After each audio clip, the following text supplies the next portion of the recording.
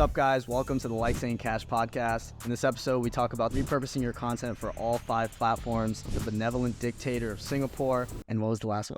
We talk about how to take control of people's minds ethically. We also talk about what Marcus does in the shower. So stay till the end of the episode. I think you'll enjoy this one. What's up? Welcome back.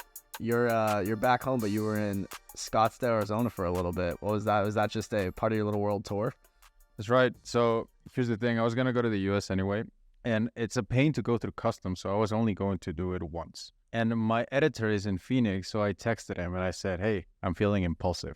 It's like headline, right? And he's like, what are you feeling impulsive for? And I'm like, let's record some videos. I'll just go there.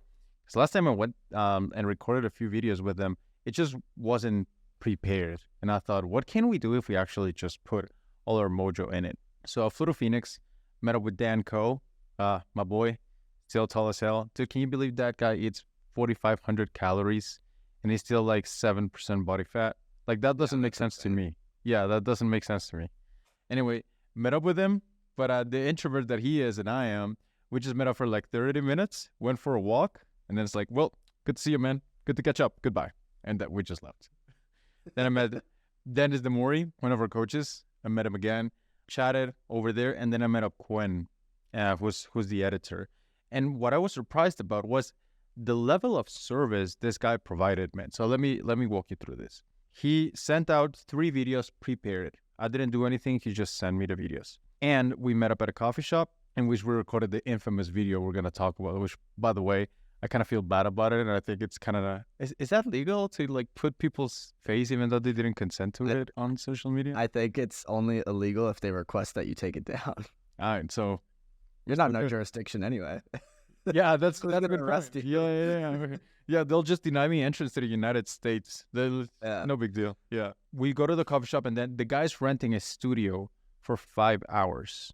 I'm like, okay, this is nice. Now, you know how when you walk, it's actually walking for an hour is actually less tiring than standing for an hour. Have you ever tried that?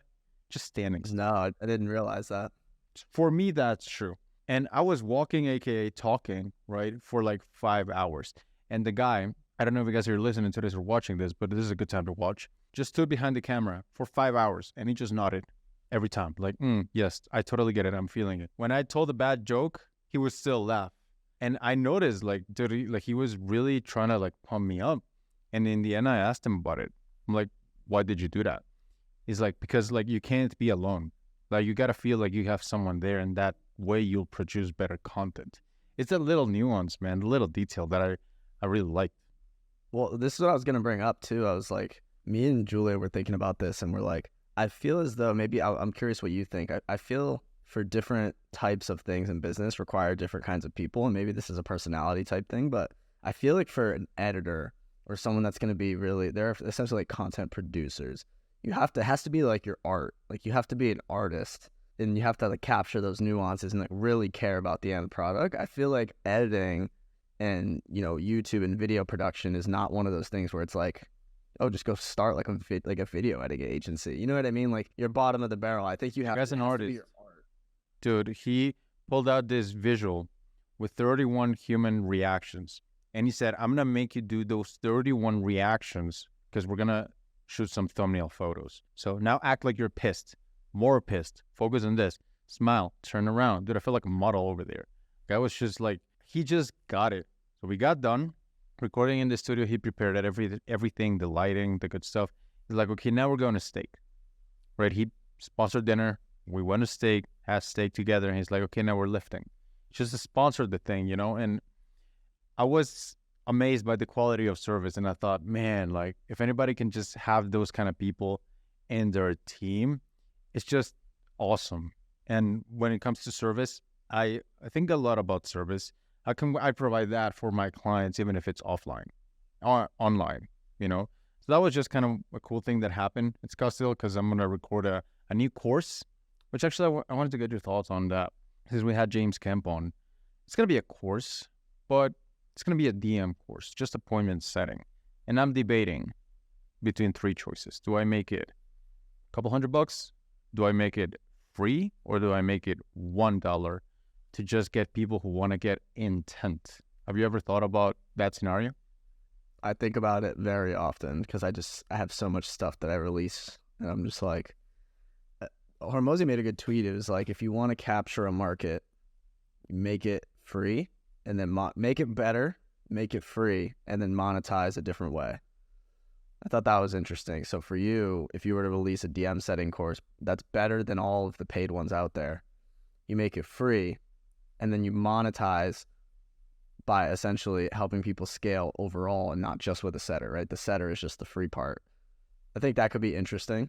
I think about it often because for me, it's like if I release, sometimes I feel, maybe this is a limiting belief, I feel as if I'm releasing a bunch of free information that the only people that are going to use it are my competitors. That's what I feel half the time. Yeah, I've been thinking about Do you feel a lot. Yeah, 100%. And I actually had a call with, I'm not going to name names, but dude, 2 competitors already using my exact DM script. I'm thinking, did I just give too much away on the videos? And I'm thinking maybe I should just, I don't know, man. Here's how I think about this. I don't think it's possible to make your free stuff better than everybody else's paid stuff. It can have more value, but it can't be more valuable. And the reason why, it's because of the same reason that you like the girl that poses a little bit of a challenge.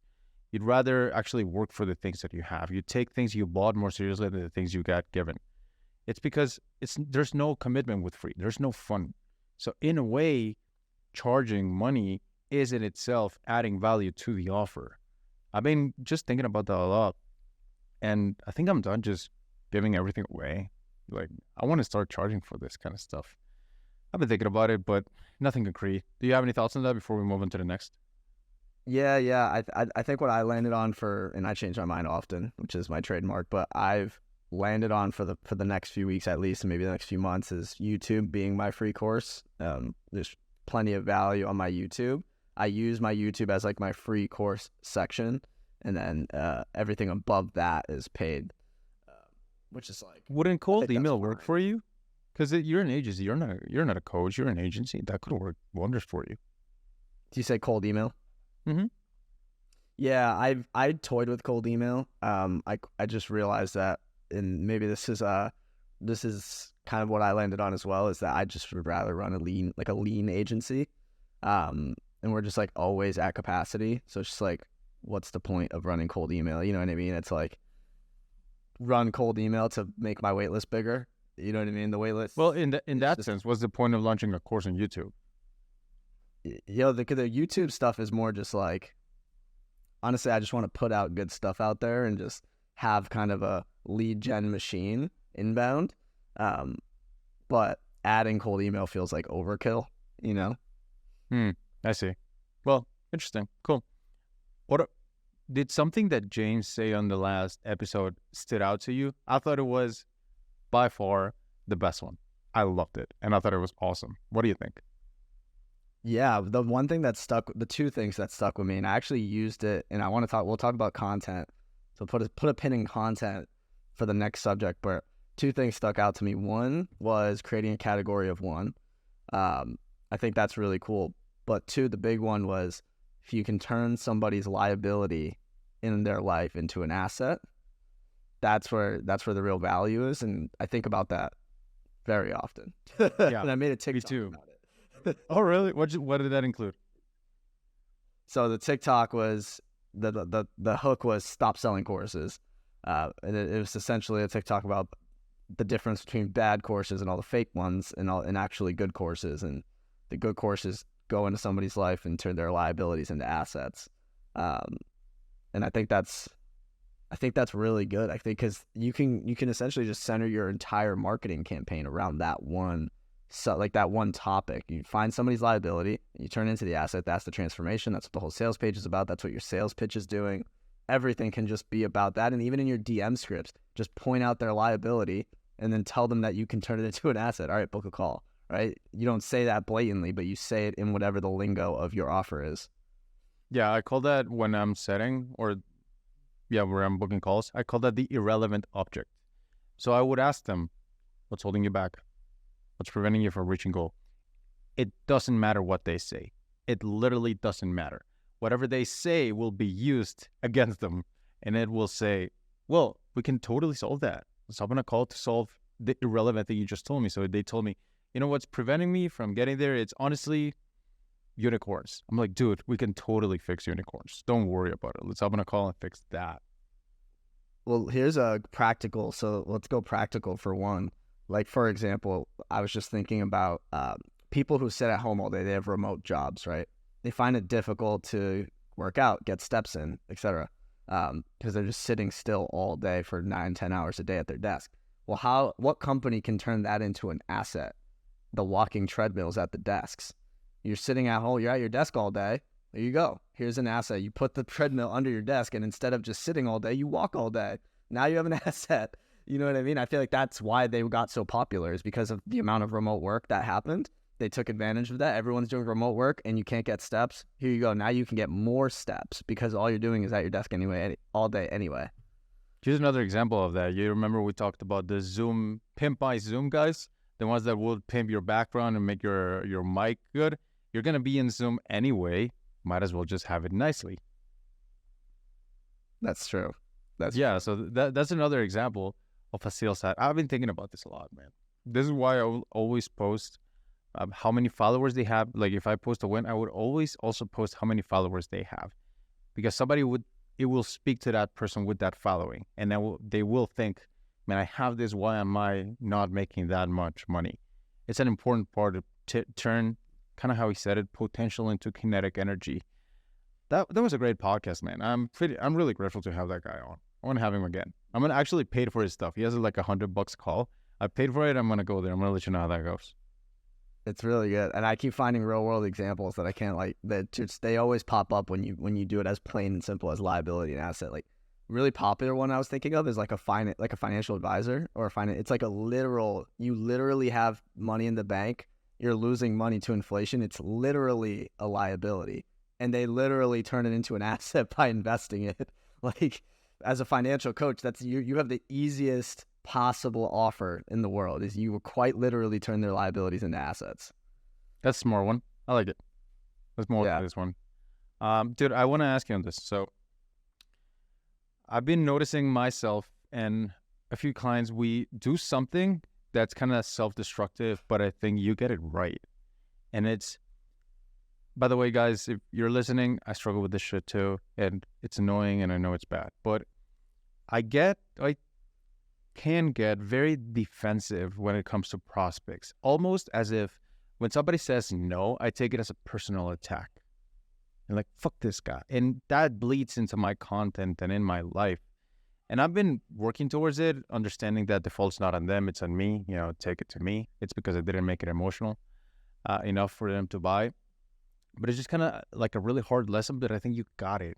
Do you have any thoughts about how do you not get defensive with the no? Because it's just a hard thing to do for me. Yeah, it was difficult. Like it's always difficult, right? And you never truly get rid of it. I'd point to a couple of cases that helped me. One was actually with Ryan Booth. I remember when I was coaching in Lake St. Cash, and you guys just had a client who was just not a good fit. But it wasn't because he wasn't a good fit. He just didn't want to put in the work, right? Like he didn't want to put in the work. And Ryan was just like, dude, like, I mean, you can not put in the work and pay the invoice, or you can pay the invoice and put in the work and make money with it. Like, what do you want us to do here? Like, it's not, you know what I mean? And the client was making all sorts of excuses. And he's like, you're just making a bunch of excuses. We have plenty of examples doing the exact same thing as you. It's you. Like, you're the problem. And I thought he was so straightforward, right? And I thought about that because that's not just a prospect. That's someone that's in the program. And I had a guy on a prospect a week ago, and he was like, yes on the call. He was all in. And then he sends me an email like 8 hours later after I send the invoice and the contract. He's like, actually, I think like I want a discount. Like, I think you're going to make more than enough money from this if we hit the numbers that you say we're going to hit. Like, I'm like, actually, we just like don't do discounts at all because you're just going to get a discounted service. Like if you want half price, you're going to get a half baked service. And I'm not comfortable doing that. So slowly what I'm trying to get at is I've detached from the sale and kind of gotten to the point like can I actually help them and will I enjoy working with them in the first place if they're already going to be like this, right? Like if they're already going to be like this, then it probably isn't going to work out long term anyway. And it's just detached from like the monetary value, and I've just looked at the long term, what it's going to look like, and I'm like, yeah, I should probably be grateful that it doesn't work. That's what's helped me the most. So is it thinking long term? And honestly, it's a pain, but what I'm catching from what you said, it is a pain to not close them, but it's a greater pain to close them. Because like we've covered in this podcast, just because someone is an entrepreneur, that doesn't mean they're not retarded. So it probably is going to be a huge pain. It's a bigger pain than not closing them. That's what I'm picking from what you say. Yeah, and it's also just like, it's like, I guess if everything can be, if everything can be 1%, if you could be 1% better every day, and you realize like, if you just look at it as not how can I have done better in the sales call, but like how could I have targeted a better prospect? Like that's how I kind of look at it. Or like maybe it was the framing. There's so many things that it could be, right? Sometimes I'm like mad at myself that I used to do this where I would try to like get them to pay on the call, but now I'm just like, send them. If I send them the contract and the invoice and they don't fulfill it, they weren't going to be good for me anyway. So like, I usually just trust them to fulfill it. I'm just like, if you're not going to fulfill it on your own, then you probably weren't all in anyway. So that's something that I've done, and that's more of an agency thing. But just like detaching from that and just realizing like, if it's not a good client, it's not going to work out anyway. That's kind of what's worked for me the best. So I see. I like it. Like, it's a pain now, but it's going to be a bigger pain if they said yes. It's kind of like the crazy ex. It hurts because she was hot, but then you realize, nah, she was kind of crazy, man. I don't think that was a good fit, quite literally. I think we're just also like, we're both babies in the game, to be honest. Like, whenever I talk to Ryan Booth, he's always so like, what's the word for it? Stoic. Yeah, he's so stoic. Like, I remember I tweeted, like, I never felt, this is like a mini story, but I've always growing up would run my bank account to like zero. I would never have any affinity to money. I would just spend it. I'm like, I just always knew money would come in somehow. And I was just like, I never saved money. But now as I make more, like I make a lot of money, I have like a weird, like I'm cheaper. I feel more frugal. Like I feel like I have something to protect. And Ryan was telling me that it just comes with, like it comes and goes with experience. Kind of like when you're new to it, it's kind of like you want to protect it. But as you kind of keep growing in business, you kind of lose that. I think a lot of it just comes with experience. So like we're just pretty new, If you could rank yourself, this is an interesting one. If you could rank yourself in the game of entrepreneurship, 0 being whatever, and 100 being who's the richest man? Well, John D. Rockefeller, let's call that. Just the top one. Where would you rank yourself from 0 to 100? 90. Thank you for listening to the Legs and Cash podcast. That's fun. I would, the first thought was 50, but then I realized that 90% of business owners never make it to the point that we have. So like that would be self-deprecating and negative self-talk. I think the amount of gap between 90 and 100 is so much bigger than 0 to 90. I genuinely believe that. Oh, you were serious on the 90. I thought it was a joke. No, I'm dead serious. Oh, damn. I was going to say 6 for me. No. Like, I think if you look up the stats, I think we're already, so how do you rate, think about it. How do you rank business owners or entrepreneurship? There's only one way. It's by how much money you make. It's how many points you accumulated, right? You accumulate points and you get money done. So if you look at the money we've made, we are in the top 10%, 100%. So if you just look at that, you have no choice but to put yourself in that. Now from 90 to 91 and 92 to 93, huge difference from 0 to 90, right? Because most business owners fail in general to just stuck at 0. You know what I mean? So I think we're at 90. I think you're at 90, 91.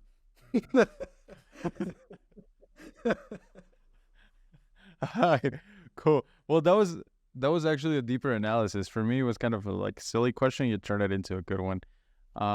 That one friend who overthinks everything. No, you're the intuitive judging type. So we're gonna get into MBTI. MBTI is 100% real, friends, and we do believe that we're MBTI respecters in this podcast. What are you, by the way, again? I'm an INFP. You're in, there you go. I'm an ISTP for everyone wondering. What does that mean? It's very important. And I learned that because this is actually a good point. So I was reading my manga, right? It's a manga about soccer. It's called Blue Lock. Very nice. So there's this kid that's really fast. That's what he does. He's just very fast. And that's his skill. The trainer catches him lifting weights at the gym, but like hard bodybuilding weights. And he's like, what are you doing? Like, I'm training. Like, no. You gotta train on your best weapon, because this one's gonna kind of kill the other ones, because speed is your best weapon. You gotta play to your strengths. And I thought, that was really smart. Let me look up my type. And I found out my type. So this could be woo-woo, but to me it is very real. So I looked up my type. And I don't know about you, but mine is, it's very rarely a leader, and it's very rarely the number one guy. It's never, very rarely the red Power Ranger. I hated the fucking red Power Ranger. You know why I hated the red Power Ranger? I hated the red Power Ranger because everybody else did the heavy work and the red Power Ranger took all the glory. And I did not like that. I like the blue Power Ranger because the blue Power Ranger always cleaned house. He knew what to do. And that's always been kind of my type. I don't like managing people as much as I just like doing the thing, acting. Kind of like my thing is never a general. It's more like the warrior that's doing the thing. And when I understood that, my partnership with Ryan just got so much better because he got to be the leader. I got to be the Hulk. I just got to be the guy just did things. And I just think it's a very useful exercise to find what your strengths are. And I'm a big believer in just do the strengths. Keep the weaknesses not detrimental. Don't sharpen it, but keep the strengths up. And worked for me, could work for you guys. That's pretty good. I think I was listening to a podcast, and the guy said after a certain threshold, it's really just hiring killers. But I think about it, I'm like, what if you're the killer? You need to essentially get someone like Orion for you, and then just be the killer. Do you know what I mean? Because I know exactly what it's like. It's like, what if you're the Hulk, right? You'd rather just be smashing things. You need an Iron Man. You know what I mean? Somebody who's like out there, like helping you, not necessarily being your boss, but understand that he's more of a big picture oriented person, and that's fine because you can just do your thing and you'll still win. Yeah. Well, speaking of doing your thing, I've noticed that you do this really well, and you actually made a post about it of repurposing the content for the platform. Like you'll replace the right words and you'll change up little things to go on the Instagram and LinkedIn. It's funny because it's something that's talked about pretty thoroughly out in the social sphere, but no one really does it. Maybe it's the resources or the effort required. I'm curious if you can give some insight into like how you think about repurposing it for the different platforms and why you even decided to go in on it, because most people know about it, but no one really does it. Yeah, that's a good one. So my birthplace, it's always Twitter. And the sister to Twitter will always be LinkedIn. Now, I think it was Tim Denning that told me this. So shout out.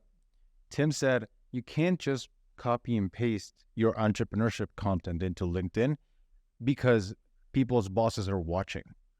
You don't want the boss to see them liking a post about quit your 9 to 5. Doesn't work that way. So you might go from break free to build an audience, because an audience serves the employer. So that's kind of how I think about LinkedIn. Make something that the employer would like. Hey, I'm taking this course, I'm learning new things. So then they can say, because I'm using it for the job, even if it's to quit, it's just kind of an excuse. So that's what I use for LinkedIn. When it comes to Instagram, I always try to do hooks all the time. Like, I like to call people out on the first one. Hey, coaches. Hey, coach. Are you a coach? It's just a useful way to get people's attention. And on YouTube, kind of the same thing. When it comes to shorts, I like to think of myself like as a drug dealer. I will give out little tactics that work in a very specific context, but don't work all the time. But people love that shit. As in, here's the tonality in which you say this amount of price points and make them take the pay in full. That tonality will only work in a very specific scenario. But it's just a little feel-good metal that you can keep. That's how I think about Instagram. It's give them just the little tactics, because people actually do dig that, and that's how you grow on that platform. I got this tip from you. Don't play to the ego game, play to the platform. That's what people like on that platform. When it comes to YouTube, also hooks. I had to learn a lot. My editor's really good at that, so he gives me tips. He formats my videos. But I think YouTube is the platform that I like the most, just because I'm more of a long form guy, and I like enjoy doing that. So that's kind of what I do. Twitter, you can be very free. I feel like in every platform, the content you think about and the content that should come out is different. In Twitter, it's not. The same content you think about is the one that comes out, because it rewards kind of just top of mind, things you're thinking about. So to me, it's the platform I get to be the most careless with. LinkedIn, if a good boss can see it, good to go. Instagram, feed people little tactics. And in YouTube, I feel like the best move is actually being yourself. Because I've tried to do the other, I tried to do the Mr. Beast things. I've tried to do the make it look really well. And I feel like it's very easy to lie on text, but it's very hard to lie on video. And if people listen to one podcast of me doing this thing, I can't lie to them all the time. So that's why in YouTube, I actually gave up and said, I'm going to just be myself. So that's how I think about those 4 platforms right now. And the most fun one, it's actually YouTube, because I get to do this podcast, I get to do the videos, and I get to explore themes that I wouldn't have the chance to explore. But YouTube, as Daniel Fazio once said, it's you got to have some resources to play the game well. And I actually agree with that. It's like, what did he say? It's like Twitter for rich people, something like that. I totally agree. Like, I'm not gotta have to make all my shorts myself. That's so much. It's too much. Yeah, it's too much. But yeah. Do you use TikTok at all? Nah. I repost stuff there. I have like 1,000, 2,000 followers. It's not a focus. I just copy and paste stuff, or my assistant copies and pastes stuff. Yeah, it's good for like B2C. It's like, it would be good for your clients, but not necessarily for some of your clients, but not necessarily you. Does that make sense? Like, it's good for those very chill, just like, it's almost like you just got out of the bathroom and you just like turn on the camera and start talking. Like, it's really good for like the unedited raw stuff, but it's all B2C stuff. So you really get like a lower level audience. So like, if you're a fitness coach. Sorry? What platform did you say again? TikTok. Like, if you are a fitness coach, you could crush it, like absolutely crush it. Like, but if you're like a business coach, not so much, unless you're like Hormozy and you just have like elite level of clout. Yeah. It's just a complete outlier. I actually stopped taking so much advice from the guy on videos. I believe like a guru's best work will never be in video. It will always be written, because written requires so much more thinking and depth.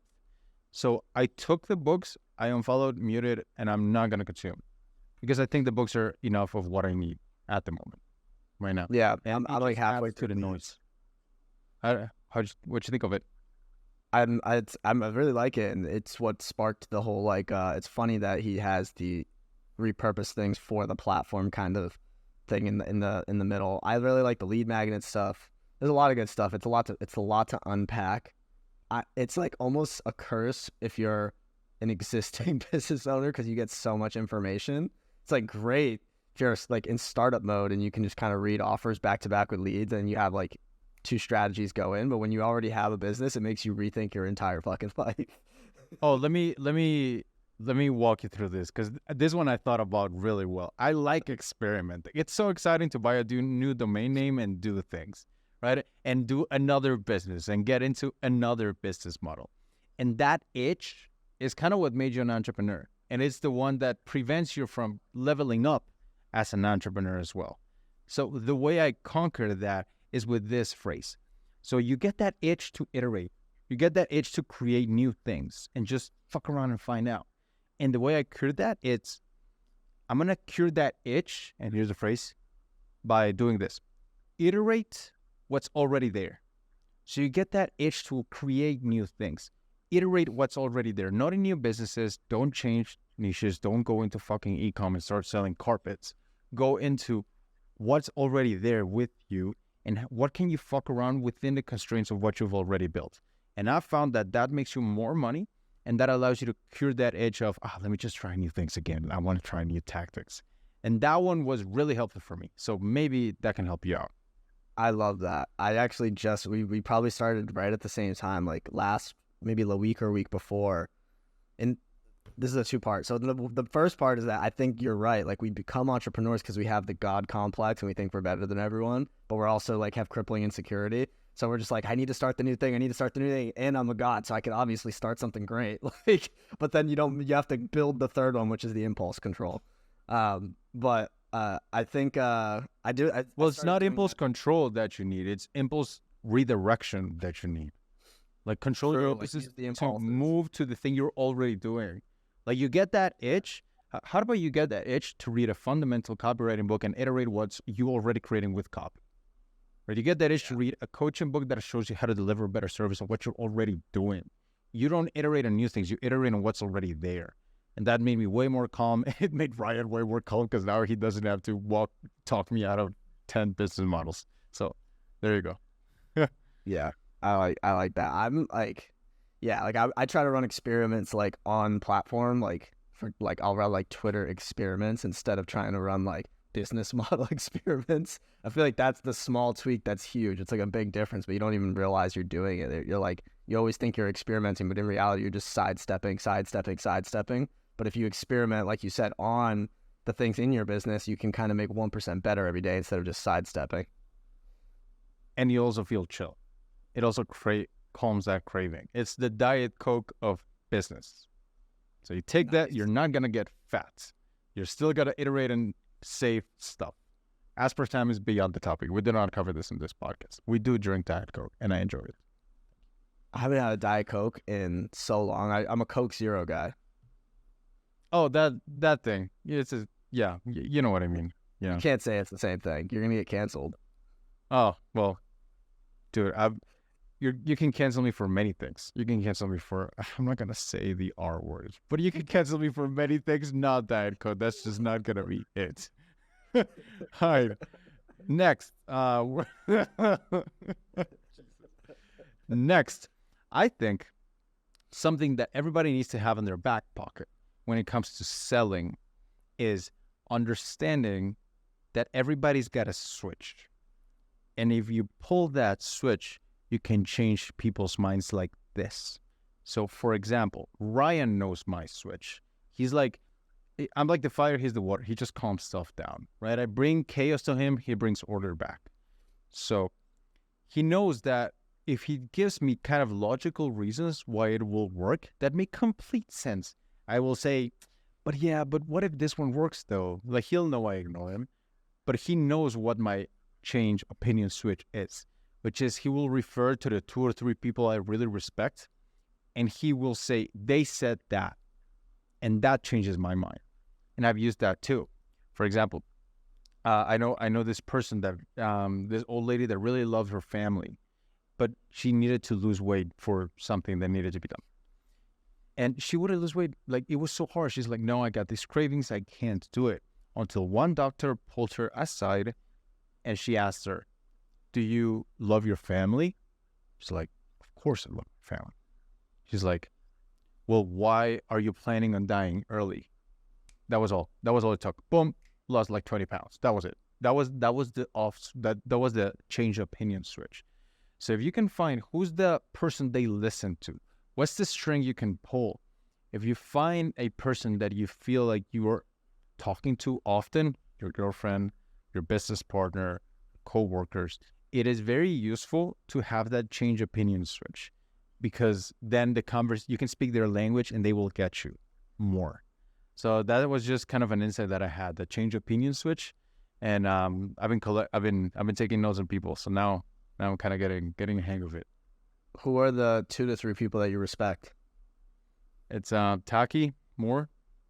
It's James Kemp. And it's got to be, it's not Schwartz. Claude Hopkins, that guy. But those guys, I'm like, if they said it somewhere, I'm like, it's true. Completely true.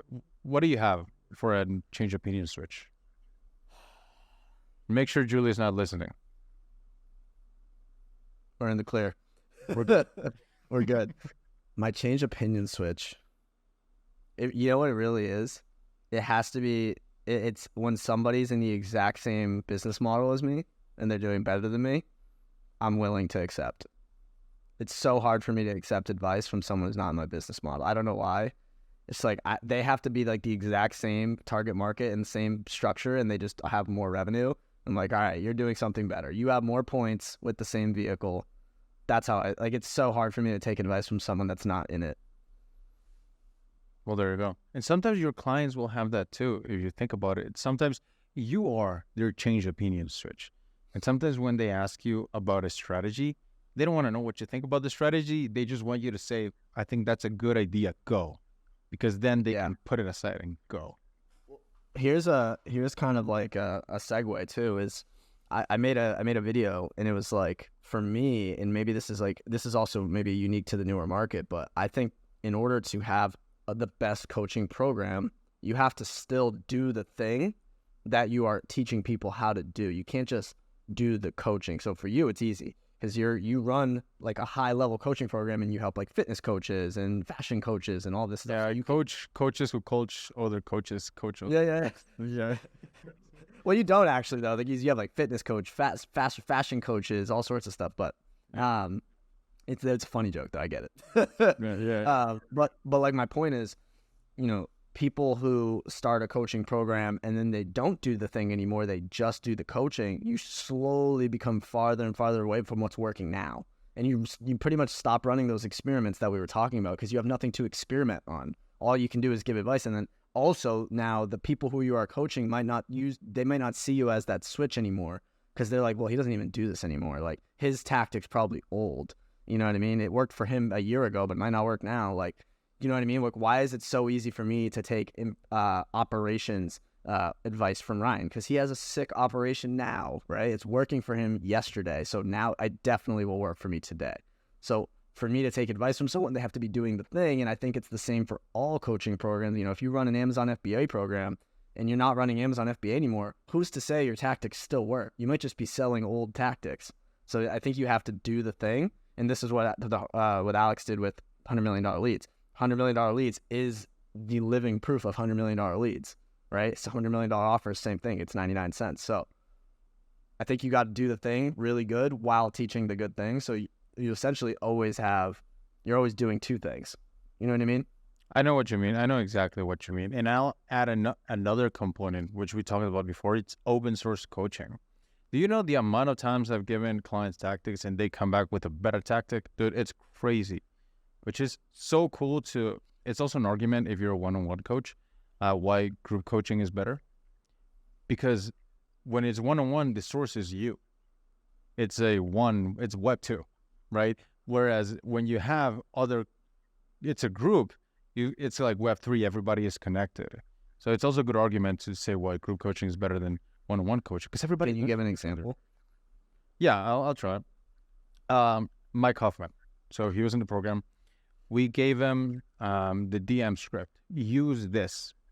Next up, he has 2,500 followers. 1 month, he makes 31K, and I'm like amazed. Like, dude, what the hell? And he was the one who introduced the idea of setters and incentives and how do you pay them and how many DMs do you send every day. He's the one that brought that into like my world.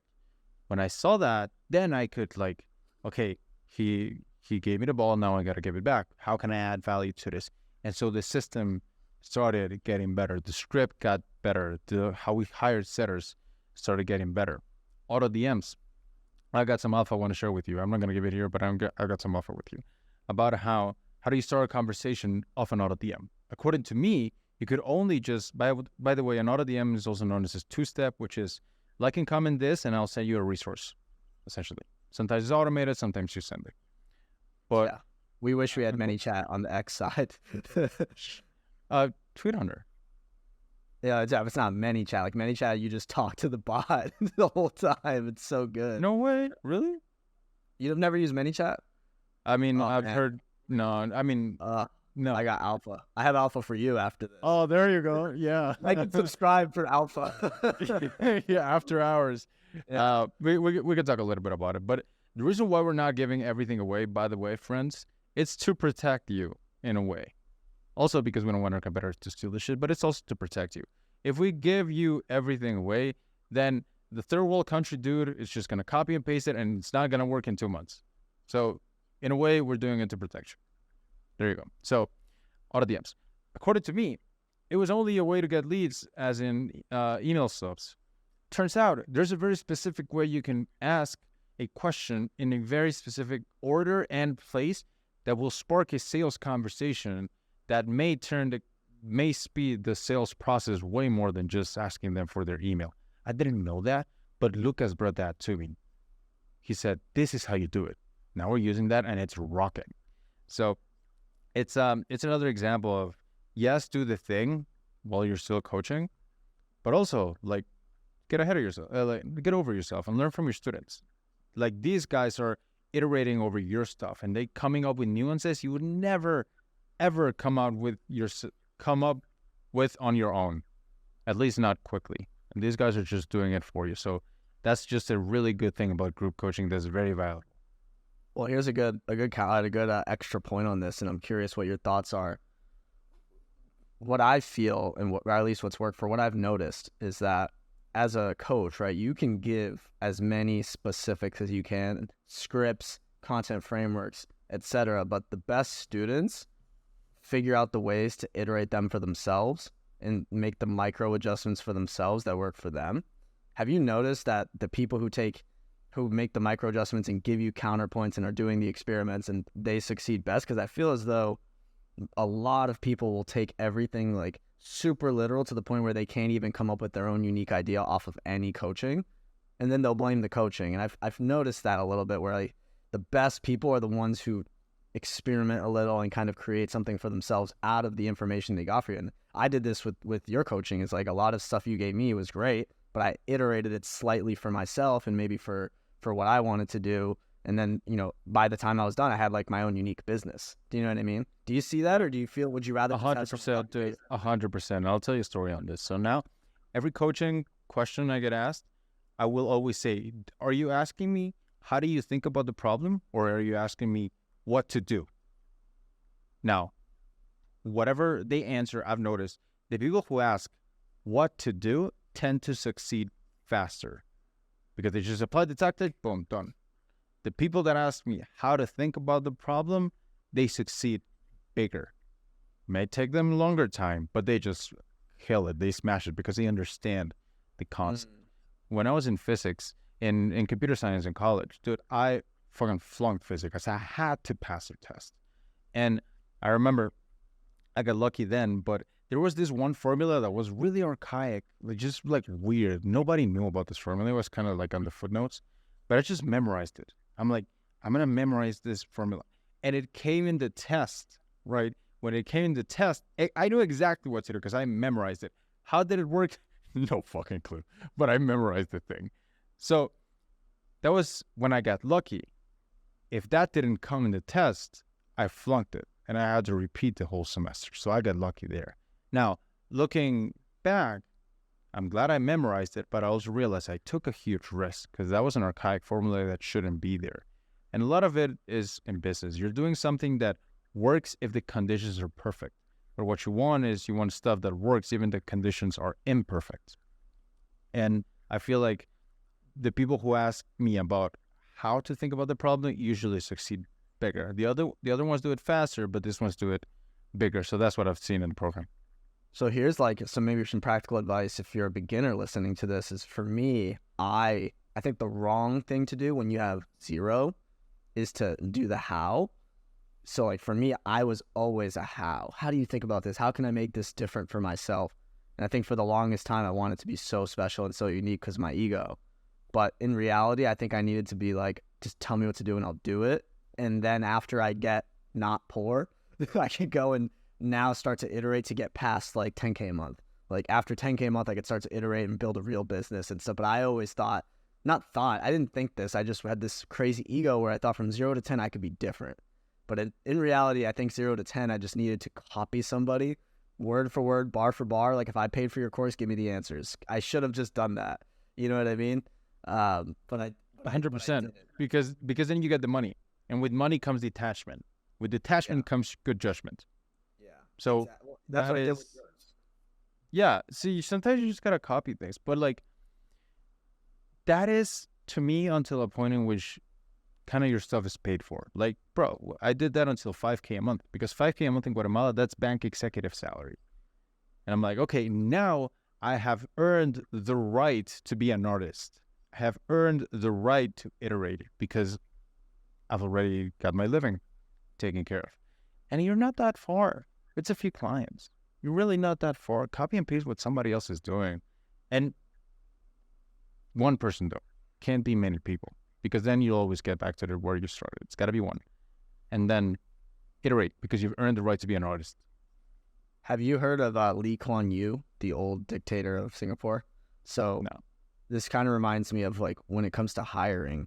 Like for me, I think early on when you hire, you just want them to do exactly what you need them to do. And then as they become more seasoned part of your team, you want them to creatively think and actually add something to the greater vision of the company. So I think so Lee Kuan Yew he took over Singapore in like 1950. They were the third world country in maybe 1945. And they essentially called him the benevolent dictator. So he was a good dictator. He brought them from a third world country to a first world country, and now one of the richest countries in 50 years, a single generation. It's one of the most unheard of things. I went to Singapore and talked to people there, and they see him as like, he's the GOAT. Like, they're like, okay. He was a dictator, and they're like, he's the GOAT.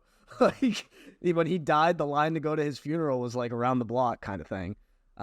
So when I think of that, I'm like, I feel like starting off, and you can, whether you're as a hiring or even if you're if you join a coaching program and you're at 0, you kind of need to learn and just take it as benevolent dictatorship and just like, they want what's best for me, take what they say as gospel. And then as it grows and it gets basically out of poverty, third world to first world, now you can start to have a more collaborative process and iterate, experiment and stuff like that. So I feel like that was kind of a parallel that I drew, and I think that's important. That's fire. I remember a tweet of Wiz of Ecom. He said, never forget, don't forget that you were once praying for what you have now. So what are you praying for now? What is that number? Until that number, you iterate. You become creative. Until then, copy people, man. Because honestly, eating is more important than being original right now. So just get that out of the way. By the way, I love that story you had. I think it's really cool. And okay, before I transition into anything else, do you have something here? I wanted to ask and I feel like Ryan does this really well, but maybe it's something that I want to keep doing it, to have cool stories like that. I feel like to be a good, and maybe someone can comment and tell us, I feel like the best podcast hosts are well-read. And I feel as though Ryan does this really well, where he's just like, he's a business guy. He'll be reading about like the Nazi upbringing, and then he'll be reading about like stoicism, and then reading about science. And I'm like, I feel like you need to have well-rounded information coming in as like business, but also the sciences and histories. And I think Ty Lopez does this really well, is if you're well-read in all facets, you can bring so many better parallels to business, and it makes these podcasts much deeper, and it puts people into rabbit holes, right? Like, I'm sure someone's going to click off and go look up who Lee Kuan Yew is. And when I consume a podcast, I think that's what I want to do. I want to go down a rabbit hole. So I'm interested if you have considered, like, or if you already do, just like well-rounding the reading and like going, because I've read like copywriting books and advertising books and marketing books, and it gets so boring eventually.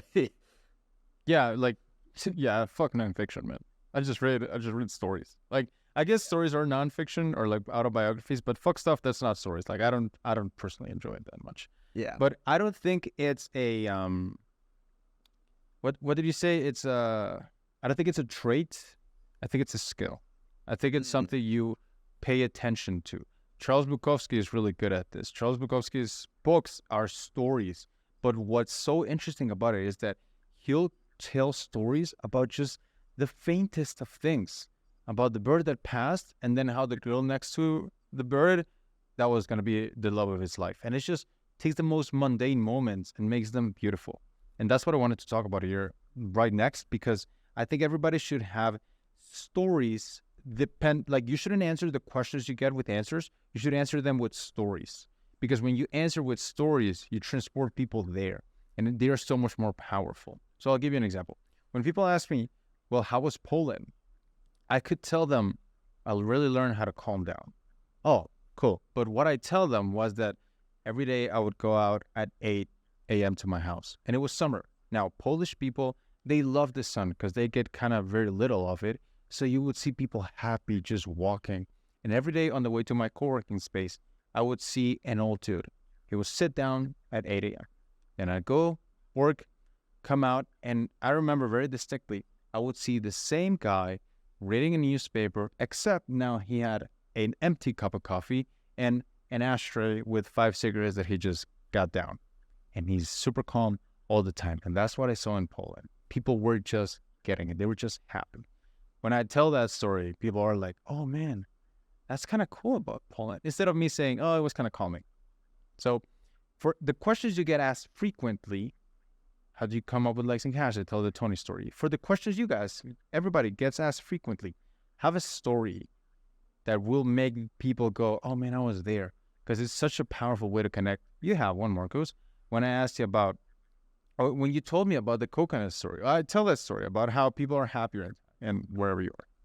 Yeah. So we order coconut water pretty much weekly. We get a couple liters delivered to our doorstep. And the man came and he knocked on the door and he gave us the coconut water, and we had overpaid him by 50,000 rupiah, which is $3 in US. We went back to our offices because we have like these offices that are almost like soundproof, and we just started working with headphones on. He was at the door for like 20 minutes, just sitting there waiting to give us our $3 back. Like he could have just taken it as a tip. He was sitting there all for 20 minutes. We didn't see it. We opened our phone. We're like, oh my God, he's at the door. Then we went back to the door. We were like apologizing. I tried to give it to him, like take it as a tip, take it as a tip. He was like, he did not want to take it as a tip. He did not want to take it. He ended up accepting it. But he wasn't mad. He was just like so happy. He was just like, yeah, no, it's fine. You're good. Like just chill. See, like that's so nice. So if you could tell people, well, Bali was really cool, man. Like you get a coconut water, or you could tell that story that has so much richness to it. Now I know that Bali is like super inflated. What was it? 50,000 rupiah? It's $3. Jesus, Yeah. like I didn't know that, right? Now I learned that you're a good guy, and I learned that people in Bali are also good guys. And it was just a way like people can connect, you know. So That for the most frequently questions, yeah, for every question you get, the most common ones have a story, and that's what you use. And I find that very useful to break beliefs in sales, very useful to connect with people as well, and just as content. Yeah. Well, I have a client. You're onto something, because I have a client who's written 7 books, and he's also a professor, and he's got a business and all these things. And he goes to keynotes, and he did a keynote in Brazil, he did a keynote in Texas, he does keynotes everywhere, as well as being a professor and an author.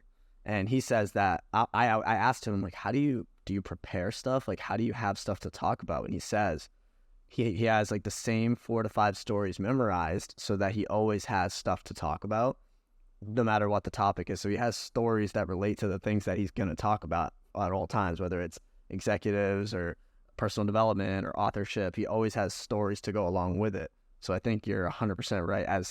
He's written fiction and nonfiction. It's also super good for sales, like story emails. Like I used to start. It's a mistake to think people buy logically, man. Like even on B2B, it's also a common mistake. It's like people will buy logically because I can give them a higher ROI. Bullshit. They do not do that. They tell you need to get them in an emotional state, an emotional manner. And I thought for the longest time that was not true. I thought that if I just keep posting testimonials, people will say, definitely, let's check it out. Bullshit. But every time I tell your testimonial, I never say he got 30K a month with 10K followers. I don't say numbers. I say he made so much money, now he's in Bali. And I use the picture of you and an elephant. And then people go like, oh, that's so sick. The elephant. Oh, that was awesome. That was my favorite experience in Southeast Asia. Well, yeah, where was that? Thailand? That was in, Chiang Mai, Thailand. How is it? Oh, man, it was beautiful. It's like, go ahead. I just said it was beautiful. Like Thailand, I wouldn't live there. The same, like it's not as nice as Bali for living, but it was amazing to visit for like 2 days. My feet were just literally covered in clay because just walking in clay all day, or not clay, whatever their mud is. It's kind of like clay. Nice. Well, there you go. That's another story that people can connect with. Yeah. So that's stories that move you, and another one is objects as well. So for me, it's showing, not telling. Like I could tell my coaches like I appreciate them, right? Like I can't do that because you're not a coach anymore, but I could tell them like, oh, I appreciate you so much. But the other day I thought, you know what I should do? Let's just give them something to remember. So I asked for all of their addresses, and turns out it's legal to ship sharpened katanas. So I order sharpened katanas, and I send them katanas to every single one with their name engraved too. You could do that. It's actually kind of cool. If I don't get a fucking katana, the pod listeners are going to be hearing about it every week until the end. I want the fucking katana. You think it ships to where you are? I don't think so. No, you could ship it to my new apartment in 6 weeks when I move back. Oh, okay. Well, we can do that. Yeah, for sure. Well, I will put it behind my room. Yeah, on the podcast, you should have one behind. With an emergency, it's going to be like an emergency fire hydrant. I have to smash the glass to get it out. Yeah. Oh, there you go. It's fucking unnecessary. Yeah. Just and your girl's like, but baby, we have a gun. You're like, it doesn't matter. I've been waiting for this guy for 10 fucking years. They my guy. So, sometimes it's like some people you prepare for scenarios that are never going to happen. Here's how I prepare for a scenario that's never going to happen. I used to practice Taekwondo when I was a kid. I remember nothing about Taekwondo except I retained some of the flexibility. So I can actually kick pretty high. So that's something that stayed, right? And the other day we were at a party, and like there were drinks on the table. That's so hard. On the table. And somebody threw like a bosu ball because that was the theme of the thing. And it was right out of reach of my hand, but it was right within reach of my foot. So I've been preparing for 23 years for this moment. I lifted my foot and saved the drinks. It will probably never be relevant again. But for that moment, I was a hero, and it was the greatest thing that happened that night. I was really proud of that. Have you seen the meme of the guy who... He's holding all the pizza boxes, and then one falls off the top, and he catches it, and he looks at his hand, and he goes like this. He's like, "He's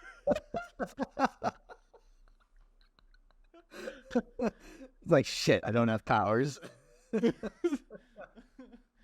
just the little things, man. Like we prepare for like shadow boxing in the shower. That's also part of it, man. You know you're not gonna shadow box a motherfucker, but This is how you know I was a weeb. I didn't shadow box in the shower. I would water bend.